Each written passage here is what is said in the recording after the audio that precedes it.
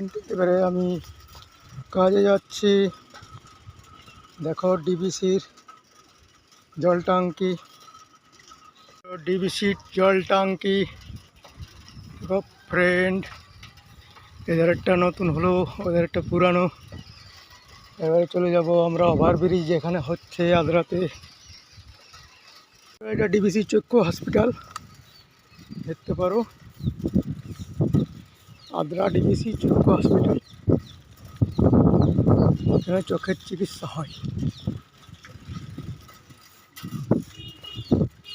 চলছি ডিবিসি মোড়, এখানে যত লেবার মিস্ত্রি লড়াই থাকে।